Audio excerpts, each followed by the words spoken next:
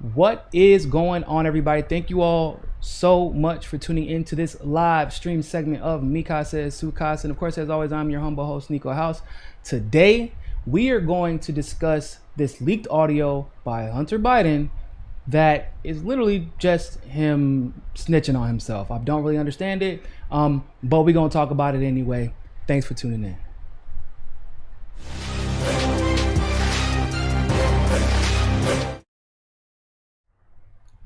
So like I said, ladies and gentlemen, today we're going to talk about this leaked Hunter Biden audio. And to help break this down, I got Franco from Frank Analysis. What's going on, Franco? How you doing? What's up, Niko? Thank you so much for having me on, man. Never thought I would be on. When I would tune into your channel like 2 years ago when I found you. And I just started my channel this year. And the goal is to inspire more people to start their channels and to see how much they can grow, because they can do a much better job. As long as they're objective, as long as they know where to get their information from, they can do a much better job than mainstream media and a lot of these other, big progressive channels. Yeah, the mainstream media definitely does not set a high bar. And I do think that this Hunter Biden story is a perfect example of that. So there was leaked audio yesterday that basically is just Hunter Biden admitting everything that he's been accused of. And I listened very closely to the audio. I didn't hear a Russian accent. I didn't hear Putin saying anything in the background. So I don't think he was under any, forced coercion or anything like that. So what we're going to do really quick is check out this audio, and then I want to get your take on it.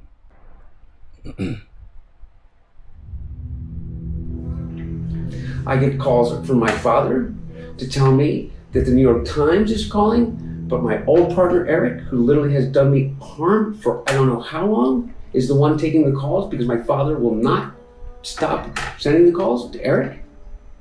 I have another New York Times reporter calling about my representation of literally, Dr. Patrick Koh, the fucking spy chief of China, who started the company that my partner, who was worth $323 billion, founded.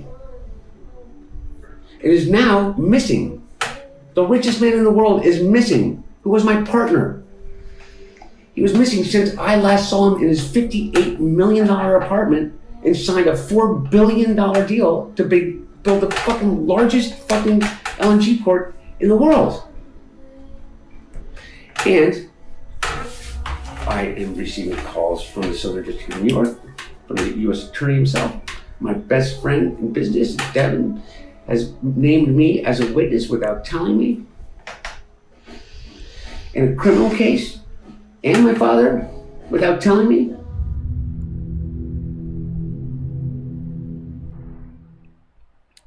So I think that the first thing we should do is address the elephant in the room.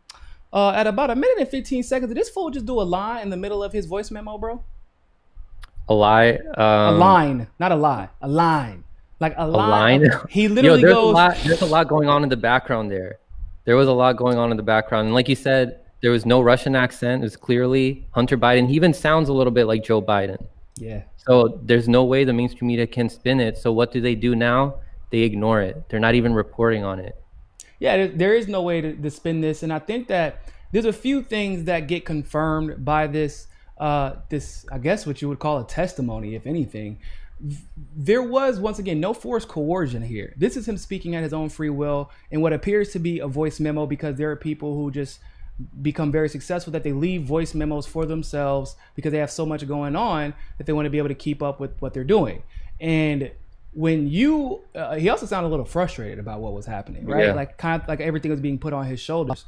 And when you are like, yeah, my business partner is Peter Ho, former Chinese spy. My partner is missing, and You're so specific. Very, very specific. So specific that you knew he was expecting no one to hear this stuff, right? Because there's no way you would because the whole thing, like what Tony Babaluski, I think his name, he said, like, the one thing you don't do is talk about Joe Biden's name regarding any of this stuff unless you're in person. And even that, don't try to bring him up there. And so clearly he didn't think anyone was going to hear this, which is what makes his testimony or his voice memo all the more damaging. And I also think that the quid pro quo nature of a lot of this stuff with both Ukraine and China is just kind of it's undeniable now. What do you think?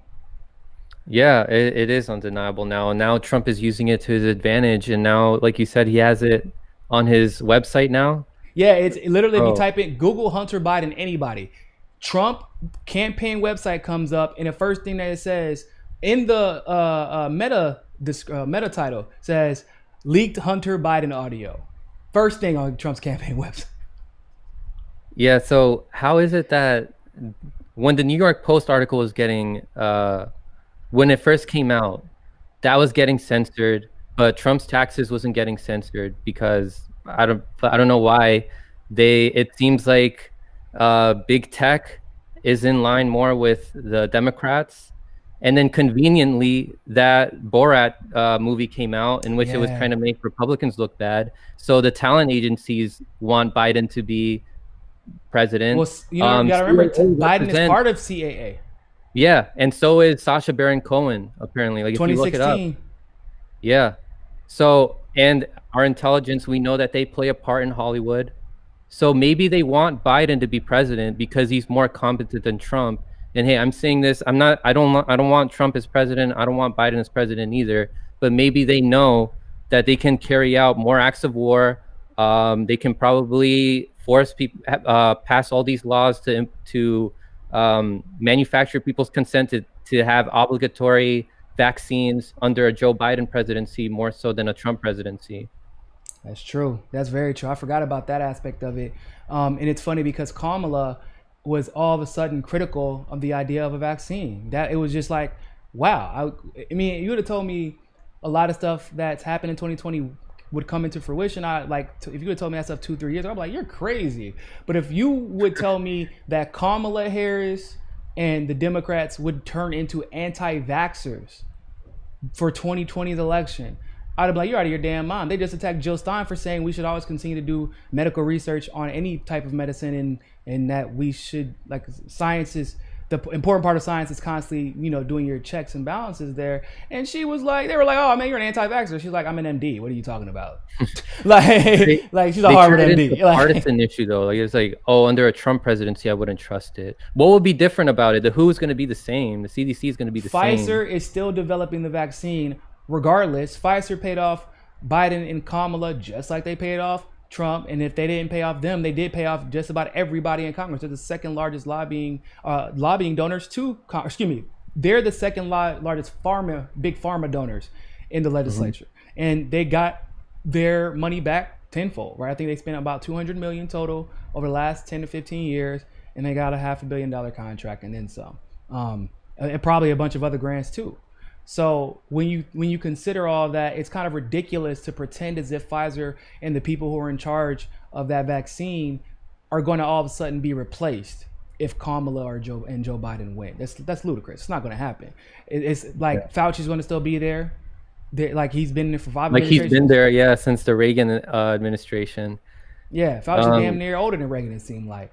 Like, come on, bro. It doesn't make any sense. But like, this is the consistent pattern that we've seen, right? The calls for censorship, as if you were just talking about, like, this is one of the biggest. This reminds me of the Epstein story, in the sense that I remember in 2016 when the Epstein story broke and it implicated in some way both Trump and Bill Clinton.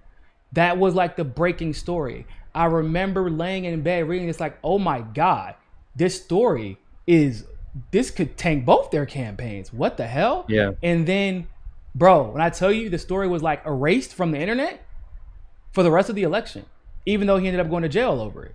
Epstein did. And of course, Bill Clinton was absolutely implicated in it. And so, but it disappeared because it was too inconvenient for the Democratic candidate. And it means that somebody had the ability to make a call to every single mainstream media editor and was like, do not run this story, period. And that's what I believe we're seeing happening here when it comes to not only the stories that are running the mainstream media, but the way big tech is handling the stories that should be breaking news all over the country. Yeah, and speaking of censorship, which channels are being censored first? the ones that are being taken down. It's channels like The Last American Vagabond, channels that are talking about Operation Warp Speed, and who are challenging the mainstream media narratives about the pandemic.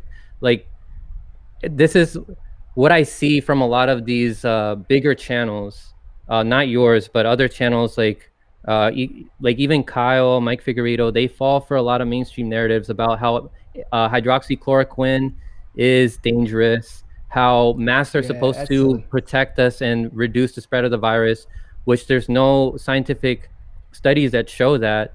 There are certain masks that can prevent, spit particles by coming out, but there is no direct cause and effect study that show that masks are going to reduce the spread of the virus. And there's even the studies are way too inconsistent for any conclusive, like, to say that they absolutely will stop the spread of the virus is ludicrous, because unless every store clerk in every situation want to ask to check what type of mask I have, because every mask that I've ever had, to be frank, except for maybe one, they all say this isn't going to protect you from anything. Just letting y'all know. Yeah, it's basically a fashion statement. I'm not even an anti-masker, but there are certain types of masks that will not protect you and will even make things worse. For example, there's like cloth masks can retain more germs than any other kind of mask. Yeah. Even if you wash them, that messes up the material, and then it can retain more germs. And even certain types of medical masks, there's studies that show that over a few hours after during surgery, they accumulate more germs in the hospital room itself. Yeah. Which makes but sense. They're also challenged, like The Last American Vagabond, Whitney Webb. They're also challenging the narratives about how we need a vaccine and how the vaccine is going to save us all. Yeah, we don't have what's crazy about that is I don't go looking for solutions where there are already solutions available. When someone tells me I need a solution, I'm like, so what about interferon, or what about hydroxychloroquine and zinc? Yeah. They're like, well, no, but a vaccine would be. I'm like, no, double back. Why are we even entertaining a vaccine instead of exploring the options that are already available if the most important thing is saving lives? Mm-hmm. And so that type of stuff. And I'm glad that Last American Vagabond, Whitney Webb, and a lot of people have at least been asking the right questions.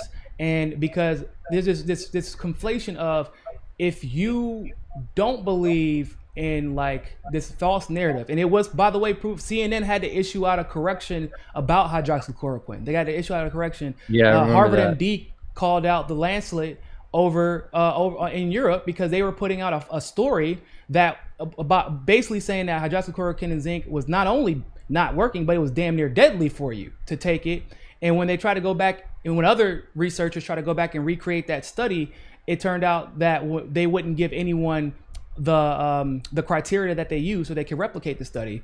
Harvard MD called them out, and they had to completely remove the story. And if you figure out where that research came from, it's almost completely funded by Bill Gates. And then the woman who was in charge of it had no experiences in the medical field whatsoever. So like, these are the things that like I feel like we should be talking about more as leftists, because the left used to be about autonomy of our body, challenging the establishment, especially when it comes to the things we put in our body. I feel like that's just common sense. We talk about how Monsanto poisons us, right? Mm-hmm. Which, because they do. We talk about how corrupt the FDA is. You talk about how corrupt Big Pharma is, and then all those people are still here. They're still influencing the politics, but now because like the fear mongers is set in, so nobody wants to use logic. Like now all of a sudden it's like, no, you have to virtue signal instead of actually breaking down the nuance. Say like, okay, we're right here, here, and here. This is where it's getting a little bit fishy, so we should explore this more to make sure everything lines up. Just because you say hydroxychloroquine and zinc works, because people attack you for saying like, they nitpick studies that show when it doesn't work, which is when you take it too late or when you're used too little or too much, or if you had a heart problem, which by the way, before COVID you wouldn't be able to use hydroxychloroquine anyway if you had a heart problem, at least without taking it with a combination. There's another drug that they combine it with if you have a heart problem, and even that is more helpful than not taking it at all. I want to double back really quick to this Hunter Biden situation. Do you think that this is going to have any outcome on or any effect on the outcome of the election? Because the audio's gone viral. It's everywhere. It's hard to say because a lot of people already voted early, but maybe these are the people that already had their minds made up anyway, and it wasn't going to change. But I don't know how many undecided voters there are, but we saw how when Hillary Clinton lost, she lost because she didn't campaign in the states that were swing states that she really needed to campaign in. Maybe some of these people are thinking that their lives are going to go back to how they were under Obama, in which things kept getting progressively worse, and they might bite the bullet and vote Trump again. Who knows? But yeah, I don't know. It's really hard to say, but I'm not really buying how these polls are showing that Biden has this it's going to take the cake with this. The local polls from cities seem to be differing from the main, like the CNN, MSNBC polls. And that's where I try to get a lot of my polling information from. And even then, once again, it comes down to there is it's weird because now I feel like there's an oversampling they're like more so than there was before, because more people are at home, more people on lockdown, they're working less hours, they're plugged into their, now everybody got, they can call cell phones, they're not calling house phones anymore. And I think that could actually be a problem, the oversampling of, like, because it's the same amount of people that they're using, but now you're calling people and they're quick to answer the phone because maybe they're just more engaged because of everything that's going on, and they were going to make this, the vote doesn't count more because you're more engaged, right? And also because of how much Trump has been, I mean, just compared to other presidents, really unequivocally demonized even in situations where he shouldn't have been. There is a fear of admitting that you're going to vote for Trump. That's like basic psychology. To this day, there still is, especially with the pandemic and everything. They're like, oh shit, like I don't want to admit that I want to vote for Trump. Mm-hmm. And even if it's for, like, because a lot of times it's generally for selfish reasons, to be honest. A lot of people are voting for him because it's for they have benefited in some way, form, or fashion under a Trump administration, which isn't a bad thing. Like, it's people vote against their self-interest all the time, so I guess it's okay if some middle class people vote for their self-interest.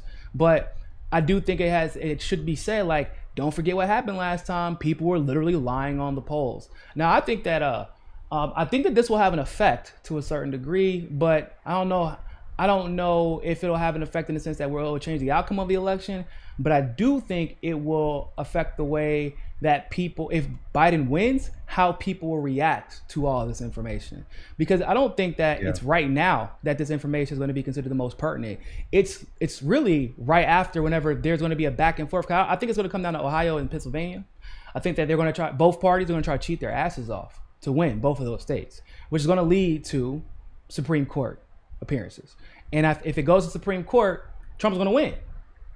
Because Democrats sacrificed 3 justices, basically, 3 seats, just so Bernie couldn't win.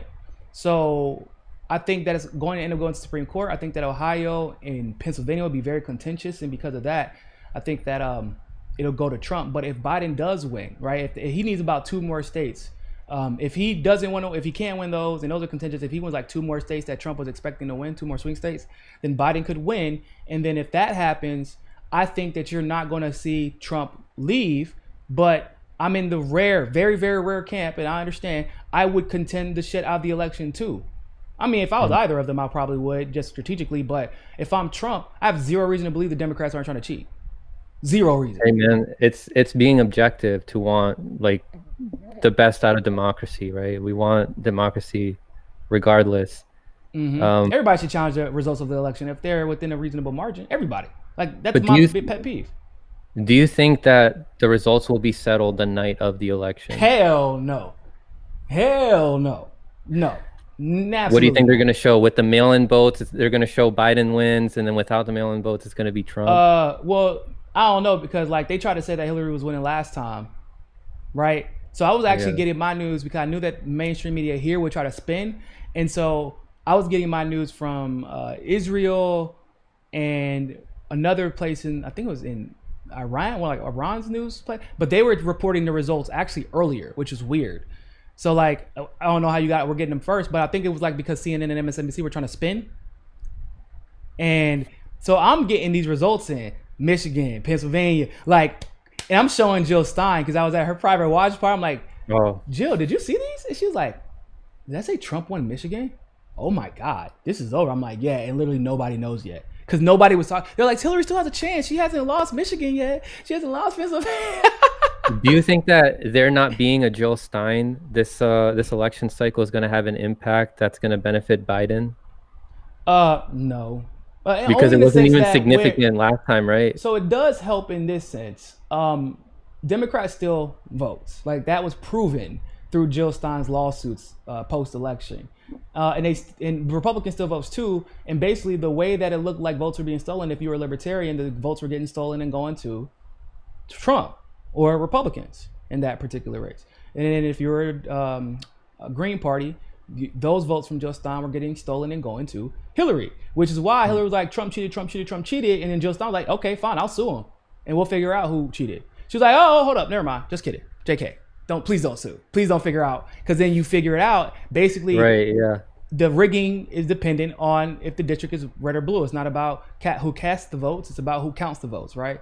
And so I do think that it's actually better for the Democrats to have more Green Party votes to take, right? Because I do believe that Joe Jorgensen is going to do far better than Howie Hawkins is for a plethora. Yeah, are there even going to be any votes to steal from Howie Hawkins? The guy's like at 0%. His vote, I guess his campaign manager's vote, maybe. I don't know. Yeah. And I don't really put a lot of stock into the 0% usually. But Howie Hawkins is an abysmal candidate for the Green Party, and they had Dario Hunter, who would have just, good God. If Dario would have been able to get the platform that he deserved after the campaign that he ran, and in my opinion, he won, but he was cheated by the Green Party's elite. If he would have got that platform, I think the landscape of this entire election would look different, because I think that Howie has just done an abysmal job showing people that there are other options. And that's a whole different discussion. Glory Jones, thank you very much for the super chat. What's up, Glory? Said good to see the two of y'all together on the stream. Yeah, this is what our second together. You've been on my show, and now I'm on your show. But yeah, shout out to Glory. She's been on my show too a couple times. Yeah, make sure, by the way, before we continue, make sure I go follow Franco. It's Frank Analysis with a C. So make sure y'all go follow him and subscribe to him on YouTube and follow him on Twitter. But yeah, I think overall that this leak audio is going to be a problem, but in the same way that Hillary's emails became a problem, it wasn't really that big of a problem while she was running. The problems, it really exposed her, in my opinion, in the Democratic Party in general.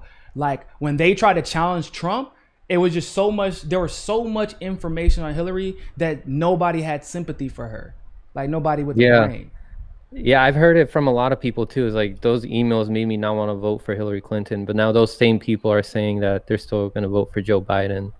But those same people are still, we're questioning the validity of those emails that leaked on Hunter Biden recently. But now here's more validation that those emails are real. But again, there was early voting. Some of those people already voted. Yeah, like I said, it's like 17 million people or something like that have voted already, which is a big deal. But once again, I don't know what that means in the context of this election. Usually I'd be able to tell you, like, if it's a higher voter turnout, usually Democrats win. If a lower voter turnout, usually Republicans win. But now people aren't going to work so they can actually show up to early voting. And they're like, but even the early voting lines are long. So is it just people who would be voting normally on the day of the election, they don't have to put it off this time because they're not working and they have more free time? Like, are they finding a time to vote with their free time because maybe their kids are going back to school, or they have their kids all the time and this is the only free time they have? Like, it's a weird situation. It's very hard to kind of like just try to, like I said before, I was pretty confident Trump was going to win, but then his rhetorical missteps, and then the way that the mainstream media has kind of painted him with COVID, like everything gets thrown on him and nothing gets thrown on Congress anymore. Like, I feel like, and he hasn't even responded to that well.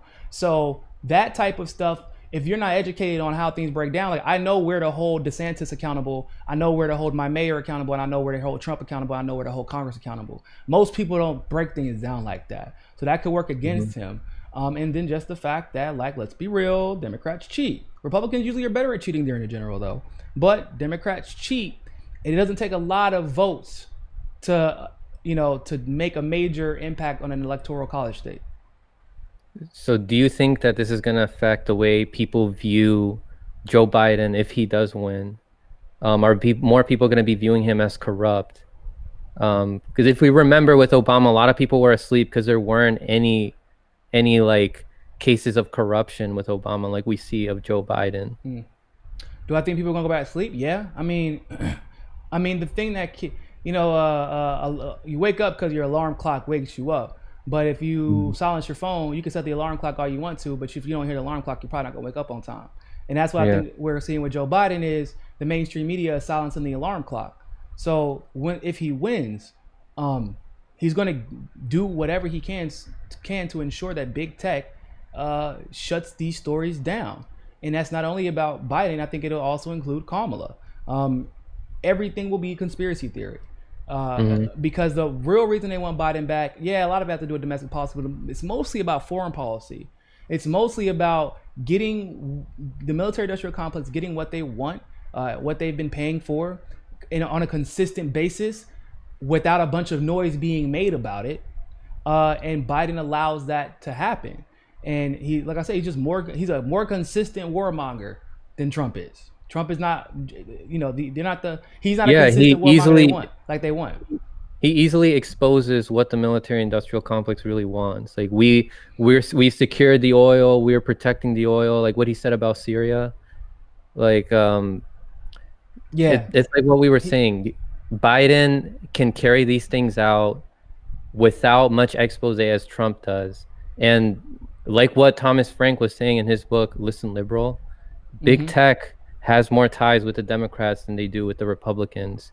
So there's going to be way more censorship under a Biden presidency than under a Trump one. They were working with Obama. That news broke that they were working with Obama during his 2012 campaign. So like with the, what was that? Damn, Cambridge Analytica.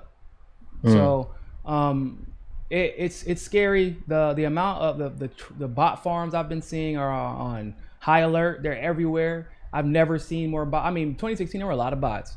And maybe because I just have a bigger platform now, maybe because they go after people with big platforms, and it's like, but the reactions are, it's so obvious when it's a bot at this point. Like immediately, right? It's and then you click on them, it's like bro, like how? And it's 12 followers, but they like just made their account, or they had their account since like 2009. Yeah, it's either they had their account in 2009, they had their account in 2016, or they just made their account in 2020. And what's even funnier is the fact that you'll see somebody with an account that was made in September of 2020 and they have 25,000 tweets. Bro, I have 44,000 tweets and I've had my accounts since 2015. It's just like basically part of my job to tweet all the time. And I still don't even have. I never even got close to 25,000 in my first 4 months. Yeah, they put you on Twitter jail. Yeah, exactly. And that's what people don't get. If you're moving that at that speed, you would be in Twitter jail all the time. Unless you're finding a way to circumvent that system, and that is possible. I'm trying to find that for everybody. There's a documentary on troll farms. Like troll farms and bot farms are like normal, but they aren't usually used for politics until very recently with Hillary Clinton, like with Share Blue, through David Brock. Then New Knowledge did it, where they got caught trying to cheat for Doug Jones by creating bots, then making it look like the bots were from Russia, and then using those bots to attack Doug Jones to make it look like Roy Moore was the one getting benefited by Russia, which is super weird because like most people in like black people in Alabama, those are the people that you were trying to convince. They don't really care about that type of stuff, so I don't know why they thought that was going to be a thing. Like Roy Moore's record is bad enough in and of itself. And then they were citing New Knowledge to call Tulsi Gabbard a Russian asset, right? Yeah, exactly. And so when you're factoring in all these different things that like there were some things are similar to 2016, which is why I don't think that Biden's going to win. But also there are so many new circumstances where I saw that Trump had a clear advantage, but because of the way COVID worked out, and like let's be real, right? The Democrats and Republicans to a certain degree, but mostly Democrats, they use COVID to try and win this election. And that's where my biggest grievance is. It's like, wow, y'all really willing to let people die.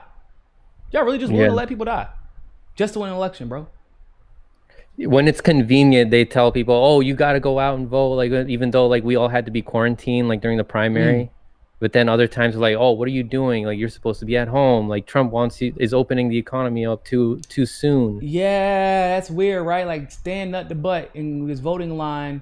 We're going to reduce the number of locations because that happens a lot. It's happened a lot, right? And especially in swing states where they think that Trump can maybe either be head to head with Biden or even have an advantage. They're encouraging people to go stand in these long lines.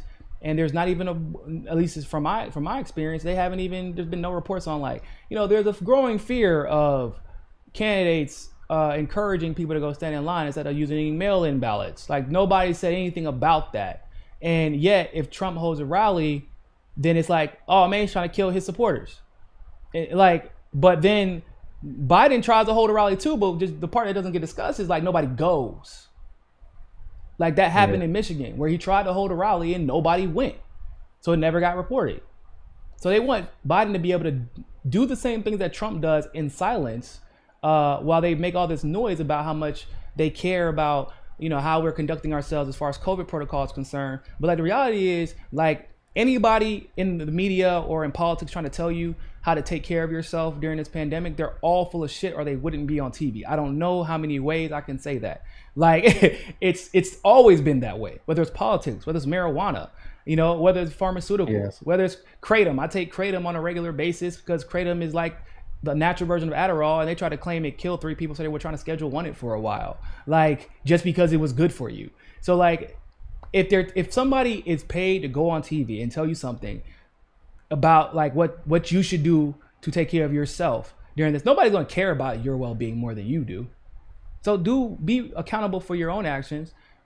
Take vitamin C, be healthy, social distance where possible, figure out who your friends and family are interacting with before you're interacting with them. And then even if you think you might have it, begin to take protocols to make sure that you're not infecting anybody. It's really that simple. Like, it really is. It's not a complicated virus at all, as far as being able to get through it. It has like a 99% survival rate now. Like 99.5% chance of survival, or even 99.95% chance of survival. Yeah, it's but it varies by age. Like, if you're over 60, you have a higher chance of dying from it. Of course, yeah. And then the average age of death for COVID is 78. And then it turns out the average age for death is 78. Yo, I was predicting that Trump might have died and that would have insinuated a lot of chaos. But that didn't end up happening. You think they injected him with some stuff that just man probably used interferon.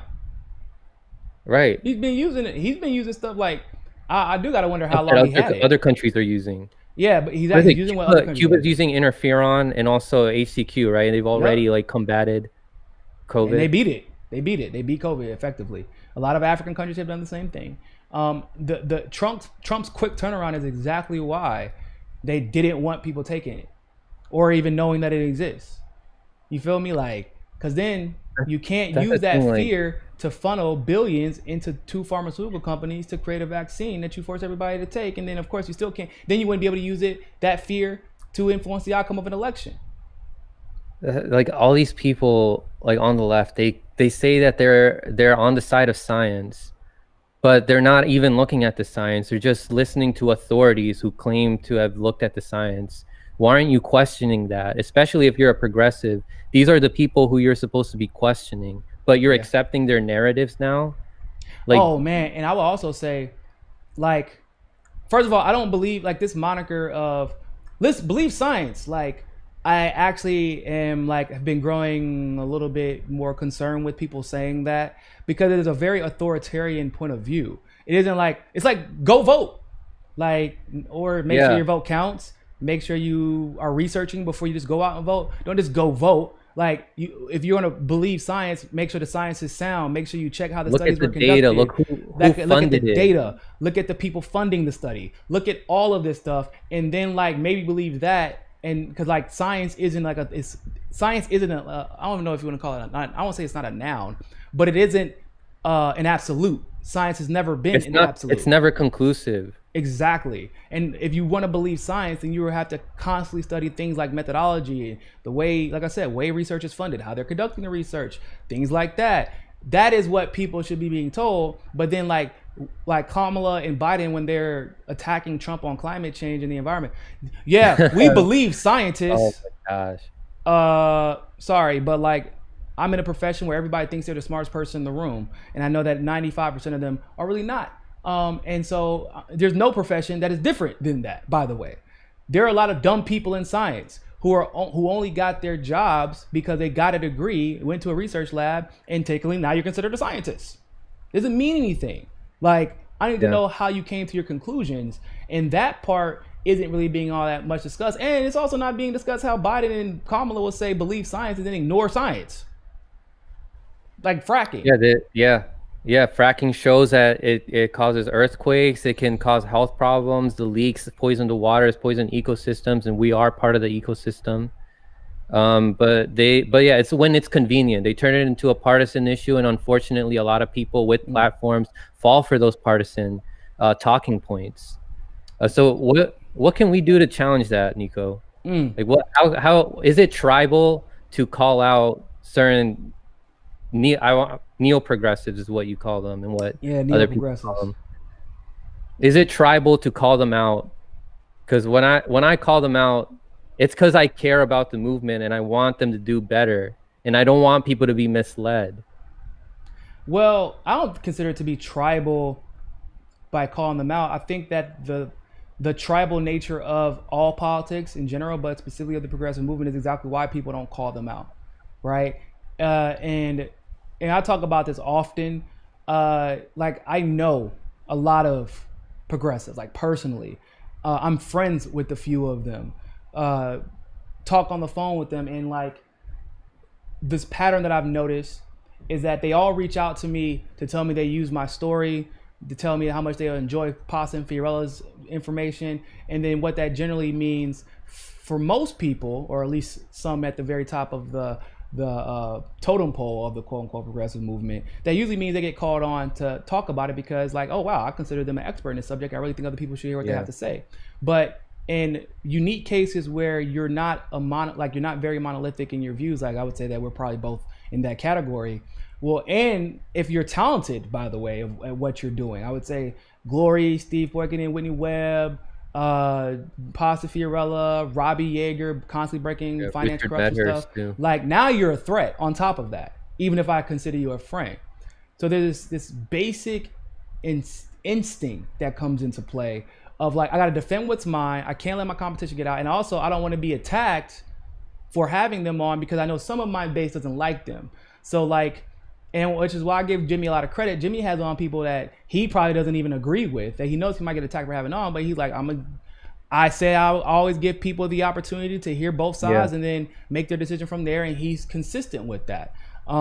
But there is the reality on the other side of the fence that, like, I hate to say there's some people who don't want their grifts to be exposed, but that's basically it. You have the wrong person on who's a little bit more knowledgeable than you from experience, right? Like, there is no reason. I remember when there was a conversation about the Biden crime bill and stop and frisk in New York, and I was like, I'm from New York, and I was in New York during stop and frisk, and I mean, I'm black, and I was probably at that point, I was one of the only black surrogates outside of Breed Joy. I mean, yeah, Bernie had his camp, but like for any of the other campaigns, I was the only black surrogate, except for maybe Elizabeth Warren, but that was different conversation for a different day.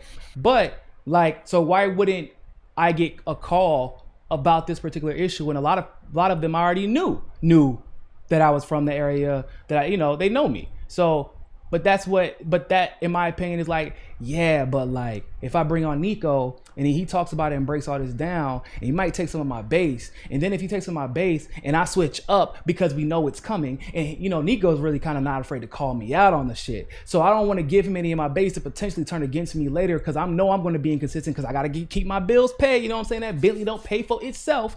And so that's the rabbit hole they go down. So in order to avoid that, they just freeze people out.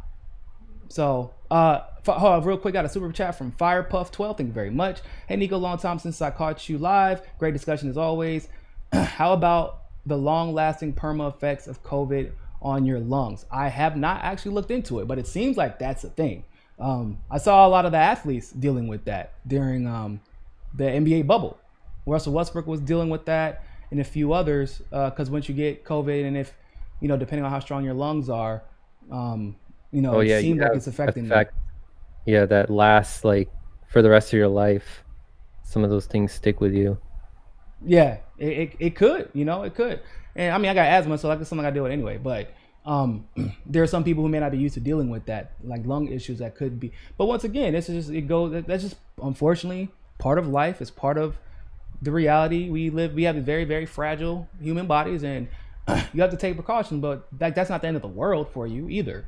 And that's also why it's important for us to have the solutions. Because I do believe that some of the long-lasting effects are because we're not implementing the right solutions, and we're not implementing them at the right time. If you use interferon preventatively, which you could do with no health concerns, it prevents the virus from replicating to any significant degree, which obviously significantly reduces the chance of your lungs being permanently damaged.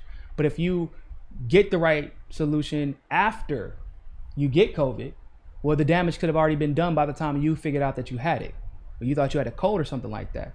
So I think that's once again, it's important to be preventative, and it's important to talk about the solutions that are already available, and that just doesn't get done enough. But Franco, because you're kind of like an outsider who just started kind of entering into the progressive media world. Like, what's your take? I know you see a lot of the suppression and things like that, and the suppression of independent voices.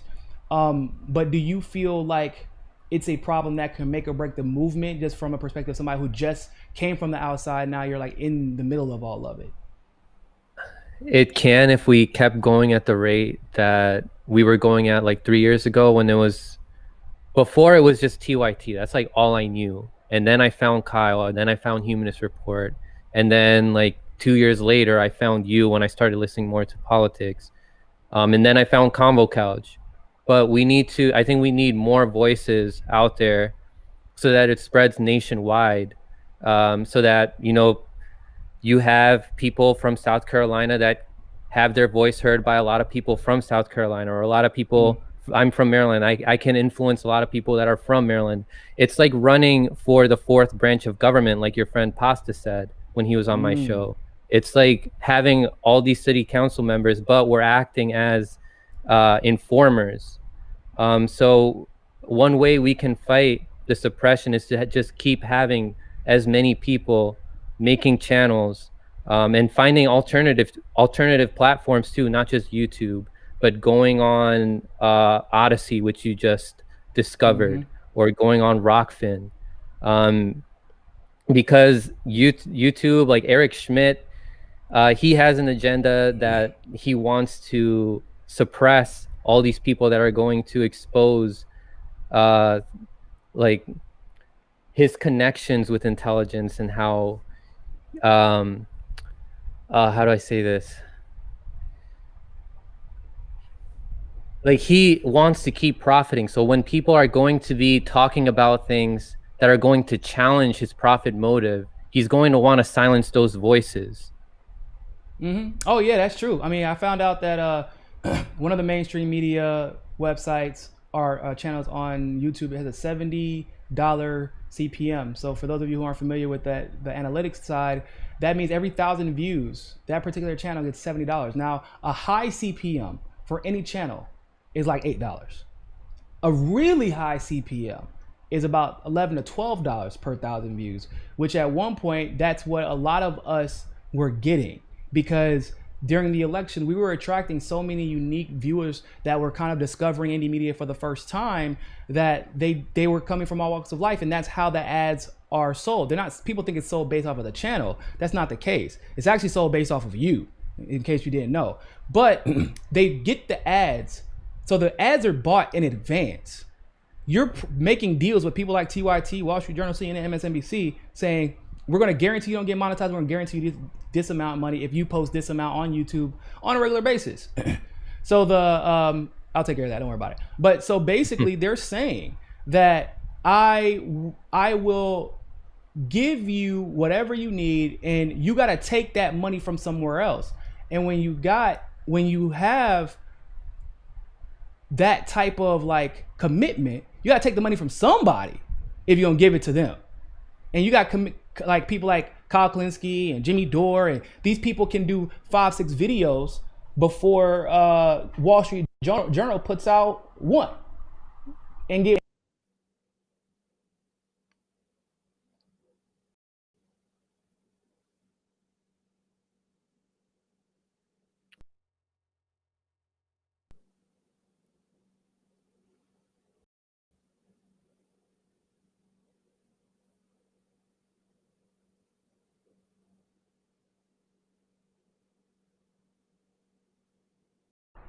Whoop, whoop. There you go. Can you hear me? I can hear you now. Okay. Yeah, sorry about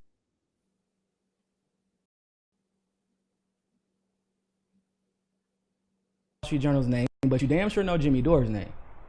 You feel me? And I think that's what it comes down to. We're going to go ahead and wrap this up really quick. Tell everybody where they can find you at.